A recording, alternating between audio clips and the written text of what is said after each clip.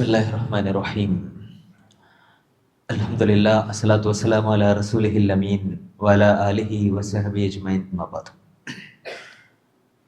ഏറെ പ്രിയം നിറഞ്ഞ സഹോദരന്മാരെ, സഹോദരിമാരെ, അസ്സലാമു അലൈക്കും വറഹ്മത്തുള്ളാഹി വബറകാതുഹു.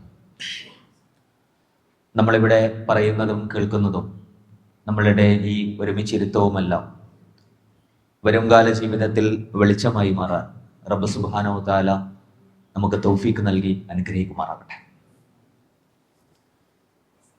ഇന്ത്യൻ മുസ്ലിങ്ങളുടെ ചരിത്രവുമായി ബന്ധപ്പെട്ടുകൊണ്ടുള്ള ഒരു സീരീസ് നമ്മൾ ഈ ഒരു സീസണിന്റെ ഭാഗമായിട്ട് ചെയ്തുകൊണ്ടിരിക്കുകയാണ് ദാറുൽ അർഖമിൽ. അത് കേവലം ഇന്ത്യൻ മുസ്ലിങ്ങളുടെ ഒരു ചരിത്രത്തെ കുറിച്ചുള്ള വിവരങ്ങൾ മനസ്സിലാക്കുക എന്നതല്ല, മറിച്ച് അതിലപ്പുറം ഈ ഇന്ത്യ എന്ന് പറയുന്ന ഒരു രാജ്യത്തെ, ഇവിടുത്തെ സാമൂഹികതയെ, ഇവിടുത്തെ സംസ്കാരത്തെ, ഇവിടുത്തെ നാഗരികതയെ ഒക്കെ രൂപപ്പെടുത്തിയതിൽ മുസ്ലിങ്ങൾ നിർവഹിച്ച പങ്കിനെ കുറിച്ചുള്ള അന്വേഷണങ്ങളും അതുപോലെ തന്നെ അതിനെക്കുറിച്ചുള്ള ബോധ്യങ്ങൾ നമുക്കുണ്ടാവുക എന്നതുകൂടിയാണ്. പ്രത്യേകിച്ച് വർത്തമാനകാല സാഹചര്യം നമ്മളുടെ മുന്നിലുണ്ട്. മുസ്ലിങ്ങളെ അപരവൽക്കരിക്കുന്ന, ഈ രാജ്യത്തിന് വേണ്ടിയിട്ട് പ്രത്യേകിച്ചൊന്നും ചെയ്തിട്ടില്ലാത്തവരാണ് എന്ന് മുദ്രകുത്തുന്ന, ഇവിടുത്തെ സംസ്കാരത്തിലും നാഗരികതയും യാതൊരു പങ്കുമില്ലാത്തവരാണ് എന്നൊക്കെയുള്ള ചരിത്ര നിഷേധങ്ങളും ചരിത്രത്തെ വളച്ചൊടിക്കുകയും ചെയ്തുകൊണ്ടിരിക്കുന്ന സാഹചര്യത്തിൽ സവിശേഷമായും ഇന്ത്യൻ ചരിത്രത്തെ, ഇന്ത്യൻ മുസ്ലിം ചരിത്രത്തെ മനസ്സിലാക്കുക എന്ന് പറയുന്നത് വളരെയധികം പ്രാധാന്യമുള്ള ഒരു കാര്യം കൂടിയാണ്. അതിൽ നിന്ന് നമ്മൾ സംസാരിക്കുന്നത് ഇന്ത്യയിലെ ഇസ്ലാമിന്റെ പ്രചാരവുമായി ബന്ധപ്പെട്ടുകൊണ്ടും ഇസ്ലാമിന്റെ സന്ദേശങ്ങൾ ഇന്ത്യയിലെ സമൂഹത്തിലേക്ക് പ്രസരിപ്പിക്കുന്നതിലും സൂഫി പണ്ഡിതന്മാർക്കുള്ള പങ്കിനെ കുറിച്ചുള്ള ചെറിയൊരു സംസാരമാണ്. നമ്മൾ ഇന്ത്യ എന്ന് പറയുമ്പോൾ ഇന്ത്യൻ മുസ്ലിങ്ങളെ കുറിച്ച് നമ്മൾ ന്യൂനപക്ഷം എന്ന് പറയാറുണ്ട്. അത് ആപേക്ഷികമായിട്ടുള്ള ഒരു ന്യൂനപക്ഷമാണ്. എണ്ണം എന്ന് പറയുന്നത് പരിഗണിക്കുമ്പോൾ ലോകത്തില് മുസ്ലിങ്ങളുടെ എണ്ണത്തില് 3-ാം സ്ഥാനത്തെങ്ങാനും ഇന്ത്യ ഉണ്ട്. ഇന്തോനേഷ്യയും പാകിസ്ഥാനും ഒക്കെ കഴിഞ്ഞാൽ മുസ്ലിങ്ങളുടെ എണ്ണത്തിൽ ഏറ്റവും കൂടുതലുള്ള രാജ്യം ലോകത്ത് തന്നെ ഇന്ത്യയാണ്. 20 കോടി മുസ്ലിങ്ങൾ എന്ന് പറയുന്നത് ഒരു ചെറിയ സംഖ്യയല്ല. ഈ 20 കോടി മുസ്ലിങ്ങളുടെ ഒരു പ്രത്യേകത, ഇപ്പൊ നമ്മള് പല രാജ്യങ്ങളിലും മുസ്ലിങ്ങളുണ്ട്. ഇപ്പൊ യൂറോപ്പിലും അതുപോലെ തന്നെ പല നാടുകളിലും, ഇപ്പൊ അറബ് രാജ്യങ്ങളല്ലാത്ത പല രാജ്യങ്ങളിലും മുസ്ലിങ്ങൾ ധാരാളമുണ്ട്. പക്ഷെ പലയിടത്തെയും മുസ്ലിങ്ങൾ എന്ന് പറയുന്നത് കുടിയേറിയവരായിരിക്കും, കുടിയേറി പാർത്തവരാണ്. ഇപ്പോ യൂറോപ്പിലുള്ള, അമേരിക്കയിലുള്ള അവിടെയൊക്കെയുള്ള മുസ്ലിങ്ങൾ എന്ന് പറയുന്നത് അത് പലയിടത്തുനിന്നായി കുടിയേറി പാർത്ത മുസ്ലിങ്ങളാണ്. എന്നാൽ ഇന്ത്യയിലെ മുസ്ലിങ്ങൾ എന്ന് പറയുന്നത് ഇവിടുത്തെ തന്നെ ജനതയാണ്, ഇവിടെ ജനിച്ചു വളർന്നവരാണ്, ഇവിടുത്തെ പാരമ്പര്യമുള്ള ആളുകളാണ്. എങ്ങനെയാണ് ഇന്ത്യയിൽ ഇത്രയേറെ മുസ്ലിങ്ങൾ ഉണ്ടായത് എന്നത് നമ്മളുടെ ഈ അന്വേഷണത്തിൽ നമുക്ക് മനസ്സിലാവുന്ന ഒരു കാര്യം കൂടിയാണ്. യഥാർത്ഥത്തിൽ ഇസ്ലാം ഇന്ത്യയിൽ എത്തുന്നതും അത് പ്രചരിക്കുന്നതിനൊക്കെ പല വഴികളുണ്ട്. അതിലൊരു വഴി മാത്രമാണ് ഇത്തരം പ്രബോധനത്തിന്റെ, സൂഫി പ്രബോധനത്തിന്റെ ഒക്കെ വഴി എന്ന് പറയുന്നത്. നമുക്കറിയാം, ഇസ്ലാം ഇവിടെ കടന്നു വരുന്നത് ഇപ്പൊ സിന്ധില് മുഹമ്മദ് ബിൻ ഖാസിം. അപ്പോ ഒരു രീതി എന്ന് പറയുന്നത് പടയോട്ടങ്ങളിലൂടെ മുസ്ലിങ്ങൾ ഇന്ത്യയിൽ എത്തി എന്നുള്ളതാണ്. അത് ആദ്യത്തെ പടയോട്ടം സിന്ധിലേക്കുള്ള പടയോട്ടമായിരുന്നു. അത് ഒരുപാട് മുമ്പ് ഉമവി ഭരണകൂടത്തിൽ തന്നെ അത് സംഭവിക്കുന്നുണ്ട്. ആ കാലഘട്ടത്തിൽ തന്നെ ഹജ്ജാജ് ബിൻ യൂസുഫിന്റെ ഒക്കെ കാലം എന്ന് പറയുന്നത് നമുക്കറിയാം ഹിജ്റ 1-ാം നൂറ്റാണ്ടിന്റെ ആ സമയമാണ്. ആ നൂറ്റാണ്ടിൽ തന്നെ ഇവിടേക്ക് മുസ്ലിങ്ങൾ വന്നിട്ടുണ്ട്. മുഹമ്മദ് ബിൻ ഖാസിം സിന്ധിലെത്തി. ആ സിന്ധില് ഇസ്ലാമികമായ ഒരു ഭരണം അവിടെ സ്ഥാപിക്കപ്പെടുന്നുണ്ട്. അവിടുത്തെ നാട്ടുകാരുടെ വലിയ സപ്പോർട്ട് അതിന് കിട്ടുന്നുണ്ട്, വലിയ സ്വീകാര്യത ഉണ്ടാവുന്നുണ്ട്. അവിടുത്തെ ഭരണാധികാരിയുടെ മകൻ ഇസ്ലാം സ്വീകരിക്കുന്നുണ്ട്. അങ്ങനെ ഇസ്ലാമിൻ്റെതായ ഒരു സന്ദേശം ആ കാലത്ത് തന്നെ പ്രചരിച്ചിട്ടുണ്ട്. പിന്നെ ഖൈബർ ചുരം വഴിയുള്ള പടയോട്ടങ്ങളിലൂടെ കടന്നു വന്നിട്ടുള്ള മുസ്ലിം ഭരണാധികാരികൾ അവര് ഇവിടെ സാധ്യമാക്കിയ ഒരു രാഷ്ട്രീയ സാമൂഹിക അന്തരീക്ഷം, ആ അന്തരീക്ഷത്തെ മതപ്രബോധകർ ഉപയോഗപ്പെടുത്തുകയും അതിലൂടെ ധാരാളക്കണക്കിന് കൺവേർഷനുകൾ, ഇസ്ലാമിലേക്കുള്ള കൺവേർഷനുകൾ ധാരാളമായി നടന്നതായിട്ട് കാണാൻ കഴിയും. അപ്പൊ പടയോട്ടങ്ങളാണ് അതില് മുസ്ലിങ്ങൾ ഇന്ത്യയിൽ വരുന്നതിന്റെ ഒരു കാരണം എന്ന് പറയുന്നത്. ആ പടയോട്ടങ്ങളിൽ ഒരിക്കലും നിർബന്ധിതമായി ഒരാളെയും മതം മാറ്റുകയോ അങ്ങനെ ഇസ്ലാമിനെ അടിച്ചേൽപ്പിക്കുകയോ ചെയ്യുന്നില്ല. മറിച്ച് ഇവിടെ ഉണ്ടായിരുന്ന ഒരു സാമൂഹിക അവസ്ഥയിൽ വലിയ മാറ്റങ്ങൾ ഇവിടെ കടന്നു വന്ന മുസ്ലിങ്ങൾ ഉണ്ടാക്കിയത് കൊണ്ട് തന്നെ അതിൽ ആകൃഷ്ടരായിട്ടാണ് ആളുകൾ ഇസ്ലാമിലേക്ക് വരുന്നത്. മറ്റൊന്ന് കച്ചവടക്കാരിലൂടെയാണ്. ഇപ്പൊ മലബാറിലൊക്കെ ഇസ്ലാം വന്നതിന്റെ ഒരു പ്രധാനപ്പെട്ട കാരണം അറബ് മുസ്ലിം കച്ചവടക്കാരിലൂടെയാണ്. അവരിവിടെ വരികയും ഇവിടുത്തെ ജനതകളുമായി ഇടപഴകുകയും സാമ്പത്തിക ബന്ധങ്ങള്, സാമൂഹിക ബന്ധങ്ങള് ഒക്കെ സ്ഥാപിക്കപ്പെടുകയും ആ ബന്ധങ്ങളിലൂടെ ഇസ്ലാമിനെ കുറിച്ച് മനസ്സിലാക്കുകയും പ്രത്യേകിച്ച് ഇവിടെ നിലനിന്നിരുന്ന ഒരു സാമൂഹിക ക്രമത്തിലെ ജാതി എന്ന് പറയുന്ന ഒരു ഘടന അത് സൃഷ്ടിച്ചിട്ടുള്ള ഒരുപാട് തരത്തിലുള്ള വിവേചനങ്ങൾ, അപ്പൊ അതിനെയൊക്കെ മറികടക്കുന്ന ഒരു അവസരമായി ഇസ്ലാം എന്ന് പറയുന്നത് അവരുടെ മുന്നിൽ ഉണ്ടാവുകയും അങ്ങനെ അവരിലൂടെ ഇസ്ലാം സ്വീകരിച്ചു. ആ കച്ചവടക്കാരിലും മതപ്രബോധകരായിട്ട് വന്ന ആളുകളും അതിനുശേഷം പ്രബോധനാവശ്യാർത്ഥം തന്നെ ഇവിടെ എത്തിച്ചേർന്നിട്ടുള്ള ആളുകളുടെ ചരിത്രമൊക്കെ നമ്മൾ പഠിച്ചതാണ്. ഇതിലെ മറ്റൊരു ഘട്ടമാണ് ശരിക്കും ഈ സൂഫി പണ്ഡിതന്മാർ എന്ന് പറയുന്നത്. അപ്പോ സൂഫി പണ്ഡിതന്മാര് യഥാർത്ഥത്തില് ഇവിടേക്ക് കടന്നു വന്ന സൂഫി പണ്ഡിതന്മാരുടെ ഒരു ചരിത്രം പറയുന്നത് മഹ്മൂദ് ഗസ്നി, ഇന്ത്യയിലേക്ക് ആദ്യമായി കടന്നു വരുന്നത് അദ്ദേഹമാണ്. അപ്പൊ ഈ മഹ്മൂദ് ഗസ്നിയുടെ കൂടെ തന്നെ കടന്നു വന്ന ചില സൂഫി പണ്ഡിതന്മാരുണ്ടായിരുന്നു എന്നും അവര് ഇവിടെ ഇസ്ലാമിൻ്റെതായ സന്ദേശങ്ങൾ പ്രചരിപ്പിച്ചിട്ടുണ്ടായിരുന്നു എന്നൊക്കെയുള്ള ചരിത്രങ്ങൾ നമുക്ക് കാണാൻ കഴിയും. പക്ഷെ വളരെ വ്യവസ്ഥാപിതമായി ഒരു ഇസ്ലാമിക പ്രബോധനവും അതുപോലെ തന്നെ ഇസ്ലാമിന്റെ സന്ദേശ പ്രചരണവും ഒക്കെ അതിന് തുടക്കമിടുന്നത് ചിഷ്തിധാരയാണ്. ഖാജ മൊയ്നുദ്ദീൻ ചിഷ്തി എന്ന് നമുക്കൊക്കെ പരിചിതമായ അജ്മീർ എന്ന് കേൾക്കുമ്പോൾ തന്നെ നമ്മളുടെ മനസ്സിലൊക്കെ വരുന്നത് ഖാജ മൊയ്നുദ്ദീൻ ചിഷ്തിയെയാണ്.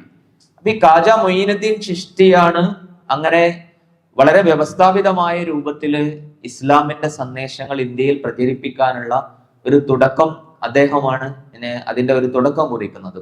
അദ്ദേഹം ഇന്ത്യയിലേക്ക് പല വഴികളിലൂടെ എത്തിച്ചേരുന്നതാണ്. ഇറാനിലായിരുന്നു അദ്ദേഹം ഉണ്ടായിരുന്നത്. പിന്നീട് സമർക്കന്ത് വഴി, പിന്നീട് ലാഹോറിലേക്കും മുൾത്താനിലേക്കും, പിന്നീട് ഡൽഹി വഴി അവസാനം അജ്മീറിലെത്തുകയാണ്. അന്ന് അജ്മീറിലെത്താനുള്ള ഒരു കാരണം എന്ന് പറയുന്നത് നമുക്കറിയാം, മുസ്ലിം ഭരണത്തിന്റെ ആദ്യത്തെ ഒരു കേന്ദ്രം അജ്മീർ കേന്ദ്രീകരിച്ചുകൊണ്ടായിരുന്നു. കാരണം ഇവിടെ ഗോറി ഭരണം, മുഹമ്മദ് ഗോറി അദ്ദേഹം പൃഥ്വിരാജ് ചൗഹാനെ പരാജയപ്പെടുത്തിയിട്ടാണ് അവിടെ ഒരു മുസ്ലിം ഭരണം സ്ഥാപിക്കുന്നത്. ആ ഒരു ഘട്ടത്തിലായിരുന്നു മൊയ്നുദ്ദീൻ ചിഷ്തി അവിടെ ഉള്ളത്.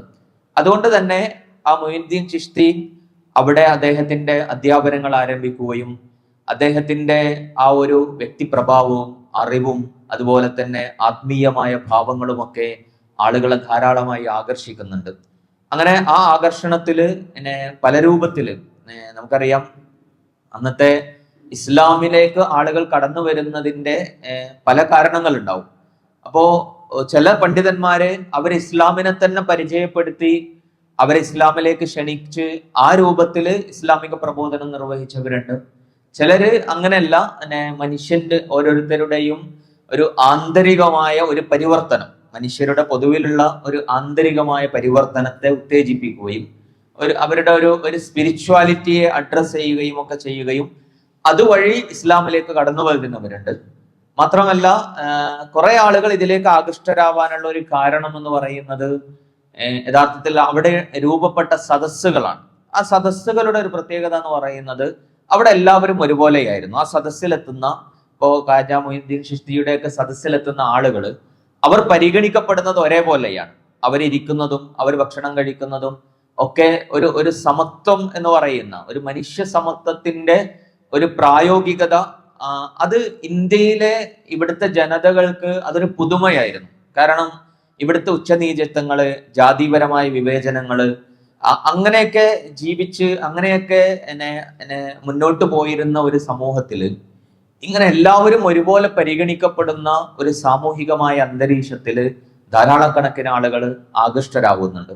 അപ്പോ ആ സമയത്ത് തന്നെ പൃഥ്വിരാജ് ചൗഹാന് അവിടെ ഭരണമുണ്ട്. ഈ ഗോറിയുമായിട്ട് പല ഏറ്റുമുട്ടലുകൾ നടക്കുന്നതൊക്കെ നമുക്ക് ചരിത്രത്തിൽ കാണാൻ കഴിയും. അപ്പോ മൊയ്നുദ്ദീൻ ചിഷ്തിയുമായിട്ട് ചില പ്രശ്നങ്ങൾ, കാരണം അദ്ദേഹം അവിടെ ഉണ്ടാവുന്നതും ആളുകൾക്കിടയിൽ സ്വാധീനം നേടുന്നതൊന്നും ചൗഹാൻ അത്ര പിടിക്കുന്നില്ല. അതുകൊണ്ട് തന്നെ അദ്ദേഹത്തെ അവിടുന്ന് പുറത്താക്കാനുള്ള ചില ശ്രമങ്ങളൊക്കെ നടക്കുന്നുണ്ടായിരുന്നു. പക്ഷേ ആ ശ്രമങ്ങൾ പരാജയപ്പെടുക എന്നത് മാത്രമല്ല, പൃഥ്വിരാജ് ചൗഹാൻ അടുത്ത ഏറ്റുമുട്ടലിൽ അമ്പെ പരാജയപ്പെട്ടു പോവുകയും ചെയ്യുകയാണ്. അപ്പൊ അതോടുകൂടി ആളുകൾക്ക് ഇടയിൽ ഈ മൊയ്നുദ്ദീൻ ചിശ്തിയുടെ ഒരു സ്വീകാര്യത വർദ്ധിച്ചു. കാരണം ഒരു കറാമത്തായിട്ടൊക്കെ ആളുകൾ മനസ്സിലാക്കാൻ തുടങ്ങി. അങ്ങനെയാണല്ലോ ഈ സൂഫി പണ്ഡിതന്മാരുടെയൊക്കെ അവരോട് ശത്രുത വെച്ച് പുലർത്തുകയോ അവരെ എതിർക്കുകയോ ഒക്കെ ചെയ്യുന്നവർ പരാജയപ്പെടുമ്പോൾ സ്വാഭാവികമായിട്ടും ആളുകൾക്ക് അവരിലുള്ള വിശ്വാസം വർദ്ധിക്കും. അവർക്ക് പ്രത്യേകമായ സിദ്ധികൾ ഉള്ളതായിട്ട് ആളുകൾ മനസ്സിലാക്കും. അതൊക്കെ അദ്ദേഹത്തിന്റെ ഒരു വളർച്ചക്ക് കൂടുതൽ കാരണമായി മാറിയിട്ടുണ്ട് എന്നത് നമ്മൾ ചരിത്രം പരിശോധിച്ച് നോക്കിയാൽ കാണാൻ കഴിയും. അപ്പോ ഇസ്ലാമിന്റെ പ്രചരണം അദ്ദേഹത്തിലൂടെ ധാരാളമായിട്ട് സംഭവിക്കുന്നുണ്ട്. അദ്ദേഹമാണ് ഒരു ചിശ്തി ത്വരീക്കത്ത്, ഒരു സരണിയാണ്. നമുക്കറിയാം സൂഫിസത്തില് ഒരു സരണി, ത്വരീക്കത്ത് എന്ന് പറഞ്ഞാൽ അവരുടെ ഒരു പ്രത്യേക, നമ്മൾ ഫിഖ്ഹില് മദ്ഹബ് എന്നൊക്കെ പറയുന്നത് പോലെ സൂഫിസത്തില് അവരുടെ ഒരു പ്രത്യേക സരണിക്കാണ് ത്വരീക്കത്ത് എന്ന് പറയാം. ആ ത്വരീക്കത്തിന് അദ്ദേഹം ഇവിടെ തുടക്കം കുറിക്കുകയായിരുന്നു. ഇപ്പൊ നമ്മള് ത്വരീക്കത്ത്, സൂഫിസം എന്നൊക്കെ കേൾക്കുമ്പോ നമ്മളുടെ മനസ്സിൽ രൂപപ്പെടുന്ന മറ്റു ചില ചിത്രങ്ങൾ ഉണ്ടാവും.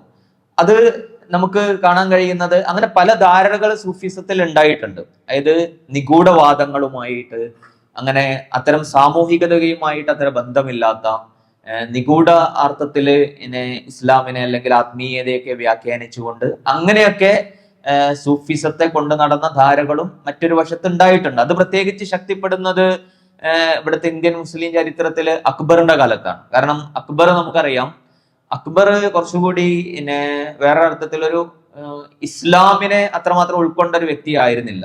മറിച്ച് അദ്ദേഹം ദീനെ ഇലാഹി എന്നൊക്കെ പറയുന്ന ഒരു മതം, പുതിയൊരു മതമൊക്കെ രൂപപ്പെടുത്തുന്നത് ഇവിടുത്തെ ഒരു ഹിന്ദു സവർണ കൾച്ചർ അല്ലെങ്കിൽ ആ മതത്തോടുള്ള ഒരു ആഭിമുഖ്യം അദ്ദേഹത്തിന് കൂടുതൽ ഉണ്ടായിരുന്നു. അതുകൊണ്ടാണ് അദ്ദേഹം ഇസ്ലാമിനേക്കാൾ അദ്ദേഹത്തിന് ഇവിടുത്തെ ഒരു ഹിന്ദു അത്തരം ഒരു തിയോളജിയിലാണ് അദ്ദേഹം കൂടുതൽ ആകൃഷ്ടനായിട്ടുള്ളത്. അതുകൊണ്ട് അതിനെയൊക്കെ ഉൾക്കൊള്ളിച്ചുകൊണ്ടാണ് അദ്ദേഹം ദീനെ ഇലാഹി ഉണ്ടാക്കുന്നത്. അദ്ദേഹത്തിന്റെ കാലത്താണ് ഇത്തരം കുറെ മൂവ്മെന്റുകൾ അല്ലെങ്കിൽ ഇസ്ലാമിലെ തന്നെയുള്ള ഇത്തരം സ്പിരിച്വൽ ആയിട്ടുള്ള കുറെ കാര്യങ്ങൾ അതിന്റെ നിഗൂഢമായ അർത്ഥത്തിലേക്കും അത്തരം ഒരു ധാരയിലേക്കൊക്കെ മാറുന്നത് അതിനുശേഷമൊക്കെ തന്നെയാണ്. എന്നാൽ ഈ പറയുന്ന ഖാജ മൊയ്നുദ്ദീൻ ചിശ്തിയെ പോലെയുള്ള അദ്ദേഹത്തിന്റെ ശിഷ്യന്മാരിലൂടെയൊക്കെ രൂപപ്പെട്ടിട്ടുള്ള ഒരു സൂഫി ധാര എന്ന് പറയുന്നത് അത് യഥാർത്ഥത്തിൽ ഇസ്ലാമിന്റെ സ്പിരിച്വാലിറ്റിയെയും സാമൂഹികതയെയും ഒക്കെ ഉൾക്കൊണ്ടുകൊണ്ട് മുന്നോട്ട് പോയ ആളുകളായിരുന്നു. അവര് ഡയറക്റ്റ് ആയിട്ട് പൊളിറ്റിക്സില് അല്ലെങ്കിൽ രാഷ്ട്രീയത്തില് ഭരണമേഖലയിൽ ഇടപെട്ടിട്ടില്ല എന്നത് ശരിയാണ്. പക്ഷേ ഭരണകൂടത്തെ സ്വാധീനിക്കാനുള്ള ഒരു കരുത്ത് അവർക്ക് ഉണ്ടായിരുന്നു. ഭരണാധികാരികൾ അവരുടെ അടുത്തേക്ക് വന്ന് അഭിപ്രായങ്ങൾ ചോദിക്കുന്ന, അവർക്ക് അത്രയും വലിയ ഒരു സ്വാധീനം ജനങ്ങൾക്കിടയിൽ ഉണ്ടായിരുന്നു. അപ്പോ മറ്റൊരു വായന പലരും പറയാറുണ്ട്, ഇവിടെ ഉണ്ടായിരുന്ന മുസ്ലിം ഭരണാധികാരികൾക്ക് ഇസ്ലാമിന്റെ പ്രചാരണത്തിൽ യാതൊരു പങ്കുമില്ല, അവർ ഇസ്ലാമിന് വേണ്ടിയിട്ട് പ്രത്യേകിച്ചൊന്നും ചെയ്തിട്ടില്ല, ഈ പണ്ഡിതന്മാരിലൂടെയും സൂഫികളിലൂടെയും പ്രബോധകരിലൂടെയുമാണ് ഇസ്ലാം പ്രചരിച്ചത് എന്ന് ചോദിച്ചാല് അതിന്റെ ഒരു പ്രശ്നം എന്ന് പറയുന്നത് ഈ ഭരണാധികാരികൾ നേരിട്ട് ഇസ്ലാമിന്റെ പ്രബോധനമോ പ്രചാരമോ ഒന്നും നിർവഹിച്ചിട്ടില്ല എന്നത് ശരിയാണ്. അതിന് പല കാരണങ്ങളുണ്ടാവും. ഒന്നാമത് ഇവര് ആ രൂപത്തില് ഇസ്ലാമിനെ ഉൾക്കൊണ്ടവരായിരുന്നില്ല അധിക ഭരണാധികാരികളും. ഒരു രാജാവ്, ഭരണാധികാരി, മുസ്ലിം സമൂഹത്തിൽപ്പെട്ടവർ എന്നതിലപ്പുറം ഇസ്ലാമിനെ അങ്ങനെ ഉൾക്കൊണ്ടവർ അതിൽ വളരെ കുറവായിരുന്നു. ഔറംഗസീബിനെയൊക്കെ പോലെയുള്ള വളരെ കുറച്ച് ഭരണാധികാരികൾ മാത്രമാണ് ഇസ്ലാമിനെ ആ അർത്ഥത്തിൽ മനസ്സിലാക്കിയിട്ടുള്ളത്. അല്ലാത്തവരൊക്കെ ഒരു സാധാരണ മുസ്ലിം എന്ന അർത്ഥത്തിൽ അവര് അധികാരം എന്ന ഒരു രീതിയിലാണ് അവര് കാര്യങ്ങളെ കണ്ടിരുന്നത്. അതുകൊണ്ട് ഇസ്ലാമിക പ്രബോധനം, പ്രചാരണം, ഇസ്ലാമിലേക്ക് ആളെ കൊണ്ടുവരിക എന്നതൊന്നും ഭരണാധികാരികളുടെ അജണ്ടയായിരുന്നില്ല. അത് ഇപ്പോൾ നടത്തുന്ന പ്രചരണങ്ങളൊക്കെ നമുക്ക് കാണാൻ കഴിയും. മുസ്ലിം ഭരണാധികാരികൾ ആളുകളെ നിർബന്ധിച്ച് മതം മാറ്റി, അവരമ്പലങ്ങൾ തകർത്ത് കളഞ്ഞു. ഇതൊക്കെ തെറ്റായ ചരിത്രങ്ങളാണ്, അതൊക്കെ നുണകൾ പ്രചരിപ്പിക്കുന്നതാണ്. എന്നാൽ ഇവർക്ക് പങ്കുണ്ടോ എന്ന് ചോദിച്ചാൽ ഇവർ സാധ്യമാക്കിയ ഒരു സാമൂഹികാവസ്ഥ ഉണ്ട്. കാരണം സ്വാഭാവികമായിട്ടും മുസ്ലിം ഭരണാധികാരികൾ അധികാരത്തിൽ ഇരിക്കുമ്പോൾ അവര് ഈ നാടിന് വേണ്ടിയിട്ട് ഒരുപാട് നന്മകൾ ഉണ്ടാക്കുമ്പോൾ, അവര് സമൂഹത്തിൽ സമാധാനവും ശാന്തിയും ഒക്കെ ഉണ്ടാക്കുമ്പോൾ അത് സ്വാഭാവികമായിട്ടും ഇസ്ലാമിന് അനുകൂലമായ ഒരു സാമൂഹികാവസ്ഥ രൂപപ്പെടുത്തും. ആ ആ സാമൂഹികാവസ്ഥ ഈ പ്രബോധകരെ സംബന്ധിച്ചിടത്തോളം ഒരുപാട് സഹായകരമായിരുന്നു എന്നതൊരു യാഥാർത്ഥ്യമാണ്. അതുകൊണ്ട് ഭരണാധികാരികൾക്ക് പങ്കില്ല എന്ന് നമുക്ക് പറയാൻ പറ്റില്ല. അവർക്ക് ഡയറക്റ്റ് ആയിട്ട് ഇസ്ലാമിന്റെ പ്രചാരണത്തിലും ഇസ്ലാമിന്റെ സന്ദേശങ്ങൾ ഈ രാജ്യത്ത് പ്രചരിപ്പിക്കുന്നതിലൊന്നും ഡയറക്റ്റ് പങ്ക് ഇല്ലെങ്കിലും അവർ സാധ്യമാക്കിയിട്ടുള്ള ഒരു സാമൂഹികമായ അന്തരീക്ഷമാണ് യഥാർത്ഥത്തില് ഈ പണ്ഡിതന്മാർക്കും സൂഫികൾക്കൊക്കെ ഇതിനെ വികസിപ്പിക്കാനും വളർത്താനും ഒക്കെയുള്ള സഹായങ്ങൾ നൽകിയിട്ടുള്ളത്. അങ്ങനെ പിന്നീട് നമുക്കറിയാം, പിന്നീട് ഈ ഖാജ മൊയ്നുദ്ദീൻ ചിശ്തി അജ്മീറിൽ തന്നെയായിരുന്നു അദ്ദേഹം തുടർന്നിരുന്നത്. അവിടെയാണ് അദ്ദേഹത്തിന്റെ മരണത്തിന് ശേഷം അദ്ദേഹത്തിന്റെ പേരിൽ ദർഗകളും മറ്റൊക്കെ ഉണ്ടാക്കുകയും പിന്നീട് ഖാജ മൊയ്നുദ്ദീൻ ചിശ്തി എന്ന് പറയുന്നത് ഒരു കറാമത്തുകളുടെ പേരിൽ മാത്രം അറിയപ്പെടുന്ന അത്ഭുത സിദ്ധികളുള്ള ഒരു വ്യക്തിയായിട്ട് പിന്നീട് ഒരു ആത്മീയമായ പലതരത്തിലുള്ള ചൂഷണങ്ങളുടെയും ഒക്കെ ഒരു കേന്ദ്രമായിട്ടൊക്കെ അത് മാറിപ്പോയി എന്നത് അതിന്റെ മറ്റൊരു വശമാണ്. പക്ഷെ ഇദ്ദേഹം ഖാജ മൊയ്നുദ്ദീൻ ചിശ്തി എന്ന് പറയുന്നത് അങ്ങനെ ഒരു വ്യക്തിയായിരുന്നില്ല. മറിച്ച് അദ്ദേഹം ഇസ്ലാമിന്റെ തനതായ സന്ദേശങ്ങൾ ഈ രാജ്യത്തിന് സമ്മാനിച്ച ഒരു മഹാനായ ഒരു പ്രബോധകനും പരിഷ്കർത്താവും ഒക്കെ ആയിരുന്നു അദ്ദേഹം എന്ന് പറയുന്നത്. പിന്നീട് മുസ്ലിം ഭരണത്തിന്റെ തന്നെ കേന്ദ്രം ഡൽഹിയിലേക്ക് മാറ്റപ്പെട്ടു. അങ്ങനെ പിന്നെ ഡൽഹിയിലേക്ക് ഇദ്ദേഹം ഈ ഖാജ മൊയ്നുദ്ദീൻ ചിശ്തി അദ്ദേഹത്തിന്റെ ശിഷ്യനായ കുത്തുബുദ്ദീൻ ബക്തിയാർ ഖാക്കി എന്ന് പറയുന്ന സൂഫി പണ്ഡിതൻ അദ്ദേഹത്തെ നിയോഗിക്കുകയാണ്. ഈ കുത്തുബുദ്ദീൻ എന്ന് പറയുന്ന വ്യക്തി അദ്ദേഹം ബഗ്ദാദിൽ നിന്നാണ് ഇന്ത്യയിലേക്ക് എത്തുന്നത്. അങ്ങനെ ബഗ്ദാദിൽ നിന്ന് ഇന്ത്യയിലേക്ക് എത്തുകയും അദ്ദേഹം ഇസ്ലാമിന്റെ ഒരുപാട് വിജ്ഞാനങ്ങൾ കരഗതമാക്കിയ വ്യക്തിയായിരുന്നു. അദ്ദേഹം ഖാജ മൊയ്നുദ്ദീൻ ചിശ്തിയുടെ ശിഷ്യനായി മാറുകയും അങ്ങനെ അദ്ദേഹത്തെയാണ് ഡൽഹിയിലേക്ക് ഇദ്ദേഹം നിയോഗിക്കുന്നത്. അങ്ങനെ അദ്ദേഹം ഡൽഹിയിലെത്തുകയാണ്. ഇൽത്തുമിഷ് ആയിരുന്നു അന്ന് ഡൽഹി സൽത്തനത്ത് ഭരിച്ചിരുന്നത്. അദ്ദേഹം ഈ കുതുബുദ്ദീൻ ബക്തിയാർ ഖാക്കിയിൽ വളരെ ആകൃഷ്ടനാവുകയും കൊട്ടാരത്തിലേക്ക് ക്ഷണിക്കുകയൊക്കെ ചെയ്യുന്നുണ്ട്. അദ്ദേഹത്തിന് വേണ്ടി പ്രത്യേകം കൊട്ടാരം ഇതൊക്കെ ഉണ്ടാക്കി കൊടുക്കാൻ തയ്യാറാകും. പക്ഷെ ഇദ്ദേഹം അത് സ്വീകരിക്കുന്നില്ല. കാരണം ഇവരുടെ ഒക്കെ ഒരു പൊതു പ്രത്യേകത എന്ന് പറയുന്നത് അവര് കൊട്ടാരവുമായിട്ടും അതുമായിട്ടുള്ള ഡയറക്റ്റ് ആയിട്ടുള്ള ബന്ധങ്ങളിൽ നിന്ന് മാറി നിന്ന ആളുകളായിരുന്നു. അപ്പൊ ഇദ്ദേഹം ഡൽഹി കേന്ദ്രീകരിച്ചുകൊണ്ട് ഈ കുതുബുദ്ദീൻ പ്രവർത്തിക്കുകയും അങ്ങനെ വളരെ പെട്ടെന്ന് തന്നെ വലിയ അർത്ഥത്തിലുള്ള ജനസമ്മതിയൊക്കെ അവിടെ നേടിയെടുക്കുകയൊക്കെ ചെയ്യുന്നുണ്ട്. സ്വാഭാവികമായിട്ടും ഇതിനോട് എതിർപ്പുള്ള ആളുകൾ എല്ലാ കാലത്തും അങ്ങനെ തന്നെയാണല്ലോ. സ്വാഭാവികമായിട്ട് അതിനോട് എതിർപ്പുള്ള ആളുകൾ ഉണ്ടാവും. അങ്ങനെ ഇദ്ദേഹത്തിനെതിരെ ചില പ്രചരണങ്ങളൊക്കെ നടത്തുന്നുണ്ട്.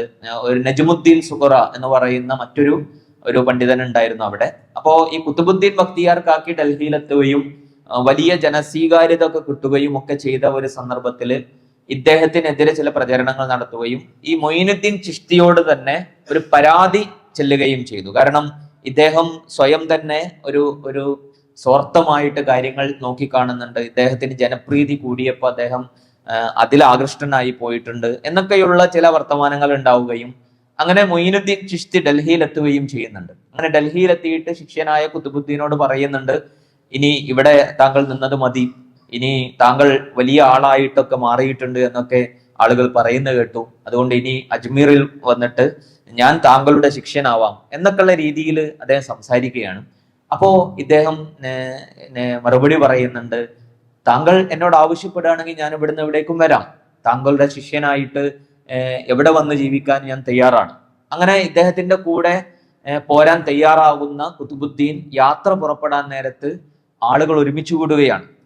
ഒരുപാട് ആളുകൾ ഒരുമിച്ച് കൂടി അദ്ദേഹത്തെ ഡൽഹിയിൽ നിന്ന് പറഞ്ഞയക്കരുത്, കൊണ്ടുപോകരുത് എന്ന് അപേക്ഷിക്കുകയും അപ്പോഴാണ് മൊയ്നുദ്ദീൻ ചിശ്തിക്ക് കാര്യം ആദ്യം അറിയാം. പക്ഷെ ഇദ്ദേഹത്തിനെതിരെ പ്രവർത്തിക്കുന്ന ആളുകൾക്ക് കൂടി ഇത് ബോധ്യപ്പെടുത്തി കൊടുക്കാൻ വേണ്ടിയിട്ടാണ് അദ്ദേഹം അങ്ങനെ ചെയ്യുന്നത്. അങ്ങനെ ആളുകളുടെ സമ്മർദ്ദം ധാരാളമായിട്ടുണ്ടാവുകയും അദ്ദേഹം അവിടെ തന്നെ തുടരുകയുമാണ് ചെയ്യുന്നത്. ഈ കുത്തുബുദ്ദീൻ ബക്തിയാർ ഖാക്കിക്ക് ശേഷം ഈ പറയുന്ന അദ്ദേഹം ഈ ചിശ്തി ധാര പിന്നീട് വികസിക്കുന്നത് ബാബ ഫരീദുദ്ദീൻ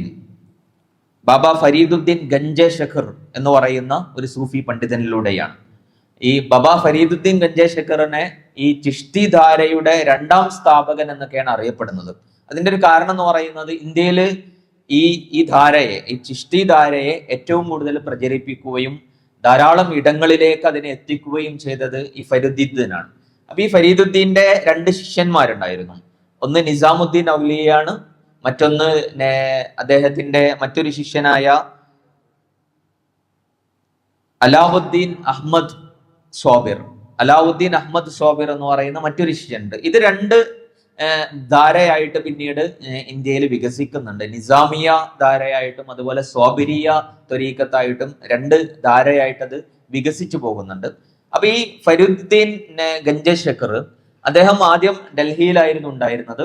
പക്ഷെ ഈ ഡൽഹിയിൽ ഇദ്ദേഹത്തിന്റെ ഒരു പ്രത്യേകത എന്ന് പറയുന്നത് അദ്ദേഹം ഈ ജനസമ്മതി, ആളുകൾ ഒരുമിച്ച് കൂടുന്നതും ആളുകൾ ഒരുപാട് ഉണ്ടാകുന്നതും പ്രസിദ്ധി ഉണ്ടാവുന്നതൊക്കെ അങ്ങേയറ്റം ഭയപ്പെട്ട ഒരാളാണ്. അപ്പോ അത്രയും ലാളിത്യത്തോടു കൂടിയും അങ്ങനെയൊക്കെ ജീവിച്ച ഒരു വ്യക്തിയാണ്. അപ്പൊ ഈ ഡൽഹിയിൽ ഇങ്ങനെ ആളുകൾ ജനസമ്മതിയൊക്കെ വർദ്ധിച്ച് കാണുമ്പോൾ അദ്ദേഹത്തിന് ഡൽഹിയിൽ നിന്ന് അദ്ദേഹം പോവുകയാണ്. അങ്ങനെ ഡൽഹിയിൽ നിന്ന് പിന്നീട് ലാഹോറിലേക്കും അതുപോലെ തന്നെ മുൾട്ടാനിലേക്കും ഒക്കെ പോയി അവസാനം അദ്ദേഹം പഞ്ചാബിലാണ് പിന്നീട് എത്തുന്നത്. പഞ്ചാബിലാണ് അദ്ദേഹം കാര്യമായിട്ട് കേന്ദ്രീകരിച്ചിട്ടുണ്ടായിരുന്നത്. ആ പഞ്ചാബില് അദ്ദേഹം എത്തുകയും അവിടുത്തെ ആളുകളിലേക്ക് ഇസ്ലാമിന്റെ സന്ദേശം എത്തിക്കുവാൻ വേണ്ടിയിട്ട് അദ്ദേഹം പഞ്ചാബി ഭാഷ പഠിക്കുകയും ചെയ്തു. പഞ്ചാബി ഭാഷ പഠിച്ച് പഞ്ചാബി ഭാഷയിൽ തന്നെ ഇസ്ലാമിന്റെ പ്രബോധനവും പ്രചാരവും ഒക്കെ നിർവഹിക്കുകയും അങ്ങനെ ഒരുപാട് ആളുകളിലേക്ക്, അവിടെ ഒരുപാട് ഗോത്ര സമൂഹങ്ങൾ ഉണ്ടായിരുന്നു. ആ ഒരുപാട് ഗോത്ര സമൂഹങ്ങൾ ഒന്നിച്ച് ഇസ്ലാം സ്വീകരിക്കുകയും ചെയ്യുന്നുണ്ട് ഇദ്ദേഹത്തിന്റെ കയ്യിൽ. അതിൽ ചരിത്രത്തിൽ പറയുന്നത് 9 പ്രധാനപ്പെട്ട ഗോത്രങ്ങള് ഞങ്ങൾ ഇസ്ലാമിലേക്ക് വരാനുള്ള കാരണം ഇദ്ദേഹമായിരുന്നു, ഫരീദുദ്ദീൻ ഗഞ്ചശക്കർ ആണ് എന്ന് എഴുതി വെച്ചതിന്റെ രേഖകളൊക്കെ ചരിത്രകാരന്മാരെ ഉദ്ധരിക്കുന്നുണ്ട്. അപ്പോ അത്രയും വലിയ ഒരു സ്വാധീനം ആളുകൾക്കിടയിൽ ഉണ്ടാക്കിയെടുക്കാൻ അദ്ദേഹത്തിന്റെ പ്രവർത്തനങ്ങൾ കൊണ്ട്, പ്രബോധനങ്ങൾ കൊണ്ടൊക്കെ സാധിച്ചിട്ടുണ്ട്. അദ്ദേഹത്തിന് വേണ്ടിയിട്ട് ഒരു പ്രത്യേകമായ ഒരു പർണശാല ഉണ്ടാക്കാനൊക്കെ ഭരണാധികാരി തയ്യാറാവുന്നുണ്ട്. പക്ഷെ അതൊക്കെ നിരസിക്കുകയാണ് ഇവർ ചെയ്യുന്നത്. അപ്പോ ഈ ഫരീദുദ്ദീൻ ഗഞ്ചശക്കറിന്റെ ശിഷ്യനായ നിസാമുദ്ദീൻ ഔലിയയാണ് പിന്നീട് യഥാർത്ഥത്തില് വലിയ ജനകീയമായ അർത്ഥത്തില് ഈ ഒരു ധാരയെ, പ്രത്യേകിച്ച് ഈ ഒരു സൂഫി പ്രബോധന രീതിയെയും അതിന്റെ സന്ദേശത്തെയും ഒക്കെ ഇന്ത്യയിൽ ധാരാളമായിട്ട് ജനകീയമാക്കിയതിൽ പ്രധാന പങ്ക് വഹിച്ചത് നിസാമുദ്ദീൻ ഔലിയാണ്. അത് ഇദ്ദേഹത്തിന്റെ ശിഷ്യനാണ്. അപ്പോ ഈ നിസാമുദ്ദീൻ ഔലി നമുക്കറിയാം, ഇപ്പൊ അദ്ദേഹത്തിന്റെ പേരിൽ സ്ഥലവും റെയിൽവേ സ്റ്റേഷൻ ഉണ്ട്. നിസാമുദ്ദീൻ റെയിൽവേ സ്റ്റേഷൻ ഡൽഹിയിൽ, നിസാമുദ്ദീൻ എക്സ്പ്രസ് ട്രെയിനിന്റെ പേര് അതാണ്. അത്രയും ഭയങ്കര ജനകീയനായ ഒരാളായിട്ട് അദ്ദേഹം, അതിന്റെ ഒരു കാരണം എന്താണ് എന്നതിനെ കുറിച്ച് ചരിത്രകാരന്മാർ പല കാരണങ്ങൾ പറയുന്നുണ്ട്. ഒന്ന്, ഡൽഹിയില് മുസ്ലിം ഭരണം ഏറ്റവും ശക്തി ആർജിച്ച ഒരു ഖിൽജി ഭരണമൊക്കെ, ഏറ്റവും അലാവുദ്ദീൻ ഖിൽജി ഒക്കെ ഭരിച്ച കാലത്താണ് അദ്ദേഹം ഉള്ളത്. അപ്പോ ഏറ്റവും വളരെ പ്രസിദ്ധമായ അർത്ഥത്തിൽ നല്ല ശക്തിയായ ഒരു സമയത്താണ് ഉണ്ടായിരുന്നത്. അത് അതിന്റെ ഒരു അനുകൂല ഘടകമായിരുന്നു എന്ന് പറയുന്നുണ്ട്. മാത്രമല്ല മറ്റൊരു പ്രധാനപ്പെട്ട ഘടകം പറയുന്നത് അമീർ ഖുസ്രു നമുക്കറിയാം, കവിയാണ്. അദ്ദേഹം കൊട്ടാരത്തിലെ കവി എന്നതോടൊപ്പം തന്നെ ഈ നിസാമുദ്ദീൻ ഔലിയയുടെ വലിയൊരു മുരീദായിരുന്നു. അപ്പോ ഈ നിസാമുദ്ദീൻ ഔലിയയുടെ ഒരുപാട് സന്ദേശങ്ങളും അതുപോലെ തന്നെ ആശയങ്ങളും ഒക്കെ കവിതാ രൂപത്തിലും മറ്റൊക്കെ അമീർ ഖുസ്രുവിലൂടെ പ്രചരിക്കുകയും അങ്ങനെ അമീർ ഖുസ്രു ഈ നിസാമുദ്ദീൻ ഔലിയയുടെ ഒരു ജനസമ്മതിയിലും ജനപ്രീതിയിലും ഒക്കെ വലിയ പങ്ക് വഹിച്ചിട്ടുണ്ട് എന്നതാണ് ചരിത്രകാരന്മാർ സൂചിപ്പിക്കുന്നത്. നിസാമുദ്ദീൻ ഔലിയ അദ്ദേഹം അഗാധമായി ഇസ്ലാമിക പാണ്ഡിത്യമുള്ള വ്യക്തിയായിരുന്നു. അങ്ങനെ ഒരുപാട് ഇടങ്ങളിൽ പഠനം നടത്തിയ, അതുപോലെ തന്നെ ഇസ്ലാമിക വിജ്ഞാനീയങ്ങളിൽ പ്രത്യേകിച്ച് ഹദീസ് വിജ്ഞാനീയങ്ങളിലൊക്കെ ഇജാസത്ത് നേടിയ വലിയ പണ്ഡിതനാണ് അദ്ദേഹത്തിന്. അതുകൊണ്ട് തന്നെ അദ്ദേഹം ഈ അർത്ഥത്തിൽ ഇസ്ലാമിന്റെ അധ്യാപനങ്ങൾ ധാരാളമായി പകർന്നു നൽകുന്നതിൽ ഒരുപാട് ശിഷ്യന്മാർ അദ്ദേഹത്തിന് ഉണ്ടായിട്ടുണ്ട്. അദ്ദേഹത്തിന്റെ ഏറ്റവും വലിയ പ്രത്യേകത എന്ന് പറയുന്നത് കൊട്ടാരവുമായിട്ടൊരു ബന്ധവും ഭരണാധികാരികളുമായിട്ടൊരു ബന്ധവും ഉണ്ടാവാൻ പാടില്ല എന്ന് ശഠിച്ച ഒരു വ്യക്തിയാണ് അദ്ദേഹം. അതിനർത്ഥം ഇവര് ഭരണകൂടവുമായിട്ട് അകന്ന് ജീവിച്ച ആളുകളാണെന്നല്ല. ഇവരൊക്കെ ഭരണകൂടങ്ങളെയും അവരുടെ നയങ്ങളെയും അതുപോലെ തന്നെ അവരുടെ നിലപാടുകളെയും ഒക്കെ വലിയ അർത്ഥത്തിൽ സ്വാധീനിച്ച ആളുകളാണ്. അപ്പൊ ഈ സ്വാധീനിച്ച ആളുകൾ, ആ സ്വാധീനം എങ്ങനെയാണ് ഉണ്ടായതെന്ന് ചോദിച്ചാല് അവരൊരിക്കലും ഈ ഭരണാധികാരികളുടെ അവരുടെ സ്വാധീനത്തെ പെട്ടുപോയിട്ടില്ല എന്നുള്ളതാണ്. അവരുടെ ആനുകൂല്യങ്ങൾ സ്വീകരിക്കുക, അല്ലെങ്കിൽ അവരൊരുക്കി തരുന്ന സംവിധാനങ്ങൾ ഉപയോഗിക്കുക. കാരണം അങ്ങനെയൊക്കെ ഉപയോഗിച്ചു കഴിഞ്ഞാൽ ഭരണാധികാരിയുമായിട്ട് ഒരു വിധേയത്വം രൂപപ്പെടാൻ സാധ്യതയുണ്ട്. അതിൽ ഏറ്റവും കൂടുതൽ ശ്രദ്ധിച്ച ആളാണ് നിസാമുദ്ദീൻ ഔലിയ. കാരണം അദ്ദേഹത്തിന്റെ ശിഷ്യത്വം സ്വീകരിക്കാൻ അലാവുദ്ദീൻ ഖിൽജിക്ക് അതിയായ ആഗ്രഹം ഉണ്ടായിരുന്നു. അദ്ദേഹം ആ ആഗ്രഹം ഒരുപാട് പ്രകടിപ്പിച്ചിട്ടും നിസാമുദ്ദീൻ ഔലിയ ഒരിക്കലും ഇദ്ദേഹത്തിന്റെ ഇടത്തേക്ക് പ്രവേശിപ്പിച്ചിട്ടില്ല. അലാവുദ്ദീൻ ഖിൽജിയെ ഒരിക്കലും അദ്ദേഹം വരാൻ ഒരുപാട് തവണ ആഗ്രഹം പ്രകടിപ്പിച്ചിട്ടും അദ്ദേഹം സമ്മതിച്ചിട്ടില്ല. കൊട്ടാരത്തിലേക്കുള്ള ക്ഷണം ഒരിക്കൽ പോലും അദ്ദേഹം സ്വീകരിക്കുകയും ചെയ്തിട്ടില്ല. ഒരിക്കല് ഇദ്ദേഹത്തോട് അനുവാദം ചോദിക്കാതെ അലാവുദ്ദീൻ ഖിൽജി അദ്ദേഹത്തിന്റെ ഇടത്തേക്ക് എത്തുകയും കേന്ദ്രത്തിൽ വരികയും അങ്ങനെ ഇതറിഞ്ഞ നിസാമുദ്ദീൻ ഔലിയ മറ്റൊരു വാതിലിലൂടെ അവിടുന്ന് പുറത്തേക്ക് പോവുകയും ചെയ്തു എന്നൊക്കെ ചരിത്രം പറയുന്നുണ്ട്. അദ്ദേഹം എന്നിട്ട് പറയുന്നുണ്ട്, എന്റെ കേന്ദ്രത്തിന് 2 വാതിലുകളുണ്ട്, ഒരു വാതിലിലൂടെ രാജാവ് പ്രവേശിച്ചാൽ മറ്റൊരു വാതിലിലൂടെ ഞാൻ പുറത്തേക്ക് ഇറങ്ങും. ഇങ്ങനെയൊക്കെയുള്ള നിലപാടുകൾ അതുകൊണ്ട് പക്ഷെ ഇതുകൊണ്ടൊന്നും രാജാവിന് നീരസം ഉണ്ടാവുകയോ അങ്ങനെ ഒരു പ്രശ്നം ഉണ്ടാവുകയോ ഒന്നും ചെയ്തിട്ടില്ല. മറിച്ച് അദ്ദേഹത്തിന്റെ വലിയൊരു മുരീദ് എന്ന രൂപത്തിൽ തന്നെ കാര്യങ്ങളെ മനസ്സിലാക്കുകയും അങ്ങനെ തന്നെയായിരുന്നു മുന്നോട്ട് പോവുകയും ചെയ്തിരുന്നത്. അദ്ദേഹം ആകെ ഒരു പ്രാവശ്യം മാത്രമാണ് കൊട്ടാരത്തിൽ പോയിട്ടുള്ളത് എന്ന് പറയുന്നുണ്ട്. അതൊരു ഡിബേറ്റുമായി ബന്ധപ്പെട്ടുകൊണ്ടാണ്. കാരണം ഈ നിസാമുദ്ദീൻ ഔലിയ സംഗീതത്തെ പ്രോത്സാഹിപ്പിച്ച ഒരു സൂഫി പണ്ഡിതൻ കൂടിയായിരുന്നു. ഈ സമ എന്ന് പറയുന്ന സൂഫിസത്തിലൊക്കെയുള്ള ഒരു സംഗീത രൂപമുണ്ട്, ഒരു നൃത്ത രൂപമാണ്, ഒരു സ്പിരിച്വൽ ഒരു ഡാൻസ് നമ്മൾ കണ്ടിട്ടുണ്ടാവും.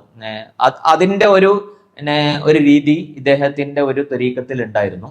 അപ്പോ ഇതിന് അന്നത്തെ ഹനഫി പണ്ഡിതന്മാർ, നമുക്കറിയാം ഉത്തരേന്ത്യയിൽ ഹനഫി മദ്ഹബിനാണ് ഏറ്റവും കൂടുതൽ പ്രാധാന്യമുള്ളത്. അപ്പോൾ ഹനഫി പണ്ഡിതന്മാർ സംഗീതം ഹറാമാണ് എന്ന വീക്ഷണമുള്ളവരാണ്. അതുകൊണ്ട് ഇദ്ദേഹം നിസാമുദ്ദീൻ ഔലിയയുടെ ഈ ഒരു രീതി ശരിയല്ല എന്ന് ധാരാളമായി വാദിക്കുകയും അങ്ങനെ അവര് രാജാവിന് പരാതി കൊടുക്കുകയും ഇത് അവസാനിപ്പിക്കണം, ഇത് ഇസ്ലാമിക വിരുദ്ധമായ ഒരു കാര്യമാണ് സംഗീതം എന്ന് പറയുന്നത്, അങ്ങനെയുള്ള വാദങ്ങൾ മുന്നോട്ട് വെക്കുകയും ചെയ്യുന്നുണ്ട്. അപ്പൊ നിസാമുദ്ദീൻ ഔലിയ എന്ത് ചെയ്തു? അദ്ദേഹത്തിന് ഈ വിവരം കിട്ടുമ്പോൾ അദ്ദേഹം ഈ വിഷയത്തിൽ ഒരു സംവാദത്തിന് തയ്യാറാവുകയാണ്. അങ്ങനെ സംവാദം കൊട്ടാരത്തിൽ വെച്ചാണ് തീരുമാനിച്ചത്. അങ്ങനെയാണ് അദ്ദേഹം കൊട്ടാരത്തിലേക്ക് അവസാനമായിട്ട് ഒരു പ്രാവശ്യമാണ് അദ്ദേഹം കൊട്ടാരത്തിൽ പോകുന്നത്. അത് ഈ ആവശ്യത്തിനാണ്. അപ്പൊ അദ്ദേഹം ഈ പണ്ഡിതന്മാരുമായിട്ടൊക്കെ സംവദിച്ചു. അപ്പൊ ഇദ്ദേഹത്തിന്റെ ഒരു വാദം എന്ന് പറയുന്നത്, ഇദ്ദേഹം ഹദീസുകൾ ബേസ് ചെയ്തിട്ടാണ് ഇദ്ദേഹം കാര്യങ്ങൾ അവതരിപ്പിക്കുന്നത്. അപ്പൊ ഹദീസുകൾ, സംഗീതവുമായി ബന്ധപ്പെട്ടുകൊണ്ടുള്ള ഹദീസുകൾ പരിശോധിച്ചാൽ അതിൽ നിരുപാധികമായി സംഗീതം ഹറാമാകുന്ന ഹദീസുകളൊന്നും തന്നെ ഇല്ല. അതായത് എല്ലാ സംഗീതവും ഹറാമാണ് എന്ന് പറയുന്ന ഹദീസുകളില്ല. സംഗീതം ഹറാമാണ് അല്ലെങ്കിൽ തെറ്റാണ് എന്ന് പറയുന്ന ഹദീസുകളൊന്നും അങ്ങനെ നിരുപാധികമായി സംഗീതത്തെ ഹറാമാക്കുന്ന ഹദീസുകളല്ല. മറിച്ച് ഉള്ളത് പലപ്പോഴും അന്നത്തെ ജാഹിലിയ കാലത്തൊക്കെ നടന്നിട്ടുള്ള മദ്യ സദ്യകളിലും മറ്റൊക്കെ ഉപയോഗിച്ചിരുന്ന അത്തരം സംഗീതങ്ങള്. അപ്പൊ അങ്ങനെയുള്ള കുറെ കാര്യങ്ങൾ വെച്ചുകൊണ്ടാണ് ഹറാമുകളുമായി ബന്ധപ്പെട്ട ഹദീസുകൾ വന്നിട്ടുള്ളത്. അതുകൊണ്ട് വ്യക്തമായിട്ട് സംഗീതം ഹറാമാണെന്ന് പറയുന്ന ഹദീസുകൾ ഇല്ല എന്ന് ഇദ്ദേഹം സമർത്ഥിക്കുകയാണ്. എന്നാൽ ഈ പണ്ഡിതന്മാര് അവര് ശ്രമിച്ചത് ഫിഖ് വെച്ചുകൊണ്ട്, മദ്ഹബ് വെച്ചുകൊണ്ട് ഇതിനെ കൗണ്ടർ ചെയ്യാനും മറ്റൊക്കെയാണ്. അപ്പൊ ഇദ്ദേഹം സമർത്ഥിച്ച ഒരു പ്രധാനപ്പെട്ട കാര്യം എന്ന് പറയുന്നത് ഹദീസിനെ ഒരിക്കലും എന്ത് ചെയ്യരുത്, കർമ്മശാസ്ത്രം കൊണ്ട് മറികടക്കരുത് എന്നുള്ളതാണ്. കാരണം കർമ്മശാസ്ത്രത്തിന്റെ ബേസ് ആവേണ്ടത് ശരിക്കും ഹദീസാണല്ലോ. ഖുർആനും ഹദീസും ബേസ് ചെയ്തിട്ടാണ് കർമ്മശാസ്ത്രം രൂപപ്പെടേണ്ടത്. ഇത് ഹദീസുകൾ ഇവിടെ ഉണ്ടായിരിക്കെ കർമ്മശാസ്ത്രത്തിലെ അഭിപ്രായങ്ങൾ വെച്ചുകൊണ്ട് ഹദീസിനെ മറികടക്കുന്ന ഒരു ശൈലി ശരിയല്ല. അപ്പോ ഈ കർമ്മശാസ്ത്രം രൂപപ്പെടുത്തിയ പണ്ഡിതന്മാർക്ക് ഹദീസ് അറിയില്ല എന്ന് ചോദിച്ചാൽ അത് മറ്റൊരു വിഷയമാണ്. കാരണം നമുക്കറിയാം ഹദീസ് ക്രോഡീകരിക്കപ്പെടുന്നതിന് വേറെ ഒരുപാട് ചരിത്രങ്ങളുണ്ട്. അത് ഇപ്പോ ഇമാം അബൂ ഹനീഫ റഹ്മത്തുള്ളാഹി അലൈഹി, അദ്ദേഹത്തിന്റെ കർമ്മശാസ്ത്രം രൂപപ്പെടുത്തുന്ന കാലത്ത് ഹദീസുകൾ വലിയ അർത്ഥത്തിൽ നമ്മളിപ്പോ ഹദീസുകൾ എങ്ങനെയാണ് നോക്കാറുള്ളത്? ഹദീസ് ഏറ്റവും സ്വീകാര്യമായ ഹദീസുകൾ സ്വഹീഹ് ബുഖാരി, സ്വഹീഹ് മുസ്ലിം എന്നൊക്കെ പറയുന്നതാണ്. ഈ ബുഖാരി ഇമാമും അതുപോലെ തന്നെ ഇമാം മുസ്ലിമും ഒക്കെ ഈ 4 മദ്ഹബുകൾക്ക് ശേഷം വരുന്ന ആളുകളാണ്. ഹിജ്റ 200-ന് ശേഷമാണ് ഇവർ വരുന്നത്. ഹിജ്റ 200-ന്റെ മുമ്പാണ് ഈ 4 മദ്ഹബുകൾ ഉണ്ടായിട്ടുള്ളത്.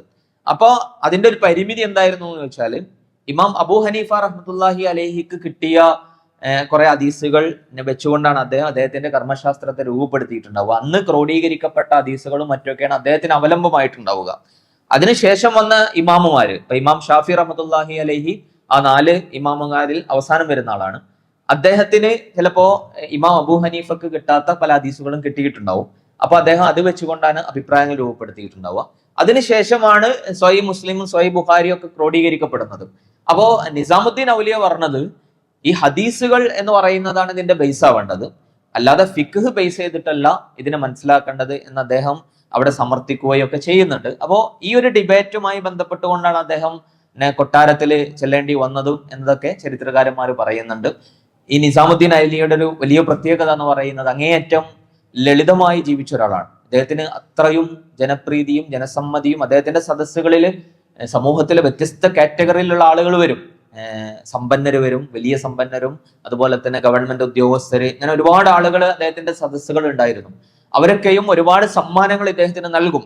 പക്ഷെ ഈ സമ്മാനങ്ങളൊന്നും അദ്ദേഹം സ്വന്തം നിലക്ക് ഉപയോഗിക്കാറില്ല. അദ്ദേഹം അതൊക്കെയും ദാനം ചെയ്യുന്ന ഒരു ശീലമായിരുന്നു അദ്ദേഹത്തിന് ഉണ്ടായിരുന്നത് എന്നൊക്കെ ചരിത്രകാരന്മാർ പറയുന്നുണ്ട്.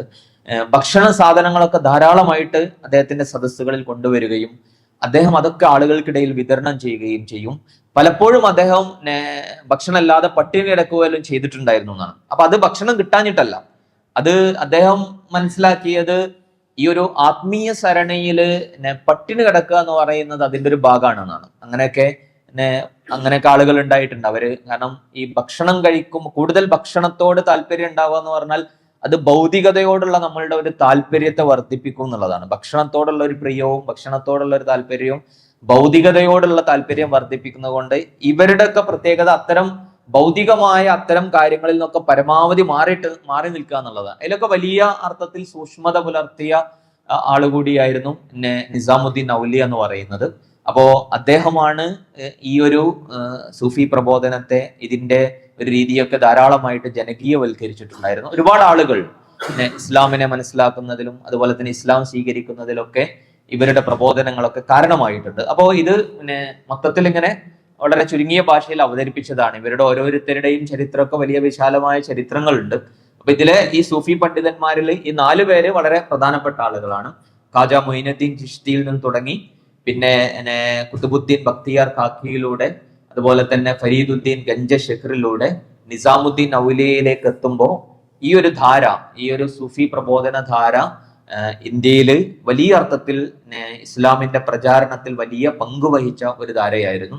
മാത്രമല്ല ഇസ്ലാം സ്വീകരിച്ച ആളുകൾ മാത്രമല്ല, ഇപ്പൊ ഒരു ധാരാളം കണക്ക് ഇവരുടെ ഒക്കെ ഒരു പ്രത്യേകത എന്ന് പറയുന്നത് ഇവര് മുസ്ലിങ്ങളല്ലാത്ത ആളുകളോടും വലിയ അർത്ഥത്തിലുള്ള സൗഹൃദങ്ങളും സഹവാസങ്ങളും ഒക്കെ അന്ന് പുലർത്തിയ ആളുകളാണ്. കാരണം സമൂഹത്തില് വ്യത്യസ്ത ധാരയിൽപ്പെട്ട ആളുകളോടൊക്കെ വലിയ സഹവാസങ്ങളും അത്തരം ചർച്ചകളും സംവാദങ്ങളും സംസാരങ്ങളും ഒക്കെ ഉള്ള ആളുകളാണ്. അതുകൊണ്ട് തന്നെ ഒരുപാട് ഹിന്ദുക്കളുടെ മനസ്സിൽ ഇസ്ലാമിനോട് അനുകൂലമായ ചായ്വ് ഉണ്ടാകുവാനൊക്കെ ഇത് കാരണമായിട്ട്, അവര് പലരും ഇസ്ലാം സ്വീകരിച്ചിട്ടുണ്ടാവില്ല, പക്ഷെ അവർക്ക് ഇസ്ലാമിനോട് അനുകൂലമായിട്ടുള്ള ഒരു സാഹചര്യം ഉണ്ടാവാനൊക്കെ അവരുടെ ഇത്തരം പ്രവർത്തനങ്ങളൊക്കെ കാരണമായിട്ടുണ്ട് എന്ന് തന്നെയാണ് ചരിത്രത്തിൽ നമുക്ക് മനസ്സിലാക്കാൻ കഴിയുന്നത്.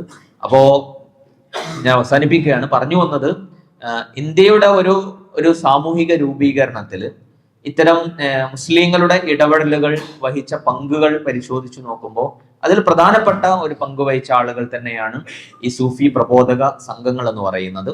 അപ്പൊ ഇത് മനസ്സിലാക്കാതെ പോകുമ്പോൾ സംഭവിക്കുന്ന ഒരു പ്രശ്നം എന്താന്ന് വെച്ചാല്, ഇപ്പോ നേരത്തെ പറഞ്ഞതുപോലെ ഇസ്ലാമിന്റെ പ്രചാരണവുമായി ബന്ധപ്പെട്ടുകൊണ്ട് നമുക്കിടയിലൊക്കെ പ്രചരിപ്പിക്കപ്പെടുന്ന പല ചരിത്രങ്ങളുണ്ടാവും. അതായത് അധികാരത്തിലൂടെ, ശക്തിയിലൂടെ, വാളിന്റെ ബലത്തിൽ ഒക്കെയാണ് ഇസ്ലാമിനെ ഇവിടെ പ്രചരിപ്പിച്ചിട്ടുള്ളത്. ഇവിടെ ഒരുപാട് വർഷം, പതിറ്റാണ്ടുകളോളം ഭരണം നടത്തിയ മുസ്ലിം ഭരണാധികാരികൾ അവരുടെ ഭരണത്തിന്റെ സ്വാധീനങ്ങൾ ഉപയോഗപ്പെടുത്തിയിട്ട് ആണ് അവര് ആളുകളെ പല രീതിയിൽ സ്വാധീനിച്ചോ ഭീഷണിപ്പെടുത്തിയിട്ടൊക്കെ ഇസ്ലാമിലേക്ക് കൊണ്ടുവന്നതാണെന്നാണ്. പക്ഷെ അതിൽ നമ്മൾ മനസ്സിലാക്കേണ്ടത്, നേരത്തെ ഞാൻ സൂചിപ്പിക്കുകയുണ്ടായി, ഭരണാധികാരികളുടെ അജണ്ടയില് അങ്ങനെ ഒരു ഇസ്ലാമിന്റെ ഒരു പ്രചാരണവും ഇസ്ലാമിന്റെ ഒരു സന്ദേശങ്ങൾ എത്തിക്കുകയും എന്ന് പറയുന്നത് അങ്ങനെ ഭരണാധികാരിയുടെ അജണ്ടകൾ ഉണ്ടായിരുന്ന ഒരു കാര്യമല്ല.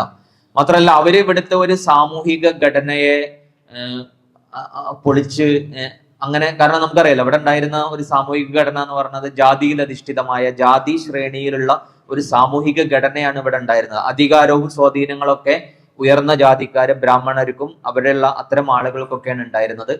ക്ഷത്രിയര്, സൈനികരായ ആളുകൾ, ഇങ്ങനെ ഒരു സാമൂഹിക ഘടന ഇവിടെ ഉണ്ടായിരുന്നു. ഈ സാമൂഹിക ഘടനയെ ഭയങ്കരമായിട്ട് പരിക്കേൽപ്പിച്ചിട്ടില്ല ഈ ഡയറക്റ്റ് ആയിട്ട് പരിക്കേൽപ്പിച്ചിട്ടില്ല ഈ ഭരണ. കാരണം അവർ ചെയ്ത ഒരു കാര്യം എന്താണെന്ന് വെച്ചാൽ അവരിതിനെ ഉപയോഗപ്പെടുത്താണ് ചെയ്തത്. കാരണം അതുകൊണ്ടാണ് നമ്മുടെ മുസ്ലിം ഭരണാധികാരികളുടെ കൊട്ടാരങ്ങളിലൊക്കെ വലിയ ഉദ്യോഗസ്ഥ സ്ഥലങ്ങളിലൊക്കെ ഇത്തരം ബ്രാഹ്മണരായ അത്തരം സമുദായത്തിൽപ്പെട്ട ആളുകളൊക്കെ ഉണ്ടായിരുന്നതായിട്ടൊക്കെ നമുക്ക് കാണാൻ കഴിയുന്നത്. ഇവിടെ നിലവിൽ സ്വാധീനമുണ്ടായിരുന്ന ആളുകളെ ഇവർ ഉപയോഗപ്പെടുത്തി എന്നുള്ളതാണ്. സൈന്യത്തിലൊക്കെ ക്ഷത്രിയരായ ധാരാളക്കണക്കിന് ആളുകളൊക്കെ ഉണ്ടായിട്ടുണ്ടായിരുന്നു.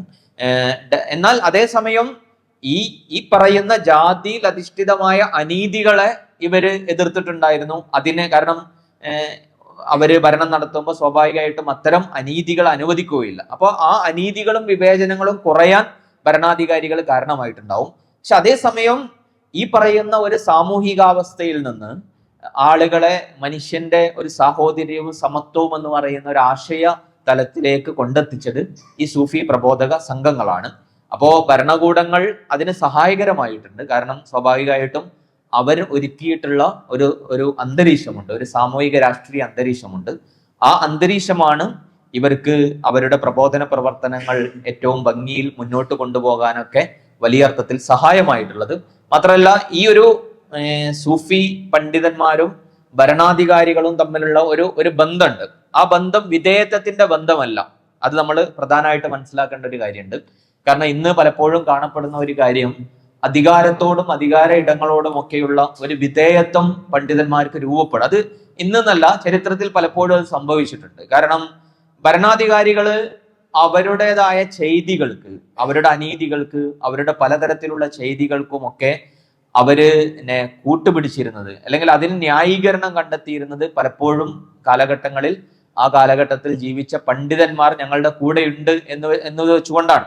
അപ്പൊ പണ്ഡിതന്മാര് ഞങ്ങളുടെ കൂടെ നിർത്തിക്കൊണ്ട് അവരാകട്ടെ പരസ്യമായി ഇതിനൊന്നും ചോദ്യം ചെയ്യാതിരിക്കുകയും അങ്ങനെ കൊട്ടാരം പണ്ഡിതന്മാരായിട്ടൊക്കെ പലപ്പോഴും ചരിത്രത്തിൽ ഒരുപാട് ആളുകൾ ഉണ്ടായിട്ടുണ്ട്. അതിന് സമ്മതിക്കാത്തവരൊക്കെ പലപ്പോഴും ചരിത്രത്തിൽ പീഡിപ്പിക്കപ്പെട്ടിട്ടുണ്ട്. ഇമാം അബു ഹനീഫ റഹ്മത്തുള്ളാഹി അലൈഹിയുടെ ചരിത്രമൊക്കെ അങ്ങനെയാണ്. അദ്ദേഹത്തെ അവിടുത്തെ കാളിയായിട്ട് നിശ്ചയിച്ച് ഭരണാധികാരി കാളിയാകാൻ വേണ്ടി ആവശ്യപ്പെട്ടിട്ട് അദ്ദേഹം അത് ഏറ്റെടുത്തില്ല. കാരണം നിങ്ങളുടെ അനീതികൾക്ക് ഒപ്പുചാർത്താൻ ഞാൻ സന്നദ്ധമല്ല എന്ന് അദ്ദേഹം തുറന്നു പ്രഖ്യാപിച്ചിട്ടുണ്ട്. അതിന്റെ പേരിൽ അദ്ദേഹം ധാരാളം പീഡനങ്ങൾക്ക് വിധേയമായിട്ടുണ്ട്, ജയിലിലടക്കപ്പെട്ടിട്ടുണ്ട്. ഇമാം അബു ഹനീഫ റഹ്മത്തുള്ളാഹി അലൈഹി ജയിലിൽ വെച്ച് മരണപ്പെട്ടതാണ് എന്ന രീതിയിലുള്ള ചരിത്രങ്ങളൊക്കെ ഉണ്ട്. വിഷം ഉള്ളിൽ കയറി മരിച്ചതാണ് എന്ന രീതിയിലൊക്കെ പലരും അതിനെക്കുറിച്ചൊക്കെ ചരിത്രം എഴുതിയിട്ടുണ്ട്. കാരണം അദ്ദേഹം അതിനോടൊക്കെ ചെറുത്ത് നിന്ന പണ്ഡിതനാണ്. എല്ലാ ഇമാമുമാരും ആ രൂപത്തിൽ തന്നെയായിരുന്നു ഉണ്ടായിരുന്നത്. എന്നാൽ അതിൽ നിന്ന് വ്യത്യസ്തരായിരുന്നു ഈ പറയുന്ന ഇവിടുത്തെ പണ്ഡിതന്മാർ. അവരൊരേ സമയം കൊട്ടാരത്തിൽ നിന്ന് അകലം പാലിക്കുകയും ഭരണാധികാരികളുടെ അത്തരം കാര്യങ്ങളൊക്കെ സ്വീകരിക്കാതിരിക്കുകയും ചെയ്യുകയും, എന്നാൽ അതേസമയം ഈ ഭരണാധികാരികളെയും അവരുടെ നിലപാടുകളെയും ഒക്കെ സ്വാധീനിക്കുന്ന ദൂരത്തിൽ അവർ ഇടപെടുകയും ഒക്കെ ചെയ്തതായിട്ടൊക്കെയാണ് ചരിത്രത്തിൽ നമുക്ക് കാണാൻ കഴിയുന്നത്. അതുകൊണ്ട് തന്നെ അവർക്ക് വലിയ അർത്ഥത്തിൽ ജനസമ്മതികൾ ഉണ്ടായിരുന്നു. ഭരണാധികാരികൾ പോലും അവരുടെ മുരീദുമാരായി മാറുന്ന അവസ്ഥകളൊക്കെ രൂപപ്പെട്ടിട്ടുണ്ടായിരുന്നു. ഈ പറയുന്ന ഒരു ചരിത്രം യഥാർത്ഥത്തിൽ നമുക്ക് സമകാലിക സാഹചര്യത്തിലും വളരെ പ്രധാനമാണ്. കാരണം ഇസ്ലാമിക സമൂഹത്തിൽ പലപ്പോഴും അല്ലെങ്കിൽ ഈ കാലഘട്ടത്തിലൊക്കെ രൂപപ്പെട്ടു വരുന്ന അത് എല്ലാ കാലഘട്ടത്തിലും അത്തരം ചിന്തകളൊക്കെ ഉണ്ടാവാറുണ്ട്. ഇത് ഭരണകൂടത്തോടും ഭരണാധികാരികളോടൊക്കെയുള്ള ഒരു ബന്ധത്തില് അങ്ങനെ അവരെ എതിർക്കുകയോ അവരെ ചോദ്യം ചെയ്യുകയോ അതിനെതിരെ പ്രവർത്തിക്കുകയോ ഒന്നും ചെയ്യാൻ പാടില്ല. ഭരണാധികാരികളെ എല്ലാ സമയത്തും അനുസരിച്ചുകൊണ്ടാണ് നമ്മൾ ഉണ്ടാവേണ്ടത് എന്ന രീതിയിലൊക്കെ ഇസ്ലാമിന്റെ പ്രമാണങ്ങളെ വെച്ചുകൊണ്ടൊക്കെ വ്യാഖ്യാനിക്കുന്ന ധാരകൾ ഒരു വിധേയത്വത്തിന്റെ ഒരു രീതികൾ സ്വീകരിക്കാറുണ്ട്. പക്ഷെ അതിനെയൊക്കെ പ്രതിരോധിക്കാൻ ഈ ചരിത്രമൊക്കെ വളരെ പ്രധാനമാണ്.